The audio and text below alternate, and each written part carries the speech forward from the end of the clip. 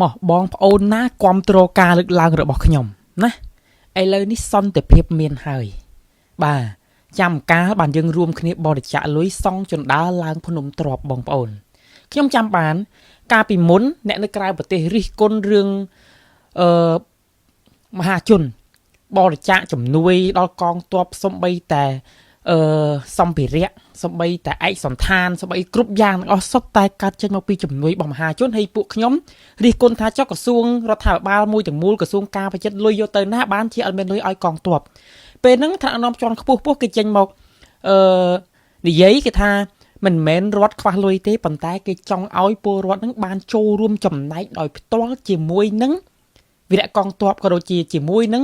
កិច្ចការជាតិបាទជាប្រវត្តិសាស្ត្ររបស់យើងអញ្ចឹងទៅ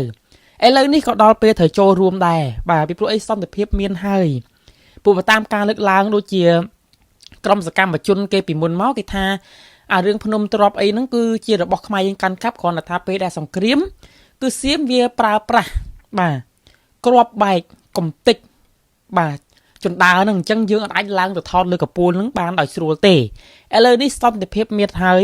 ពួកខ្ញុំក៏ត្រៀមខ្លួនកងធនាគាររួចដែរនៅក្នុងការចូលរួមបរិច្ចាគថវិកាដើម្បីសាងសង់ជណ្ដើរថ្មីឡើងភ្នំទ្របឲ្យកាន់តែរឹងមាំជាងជណ្ដើរចាស់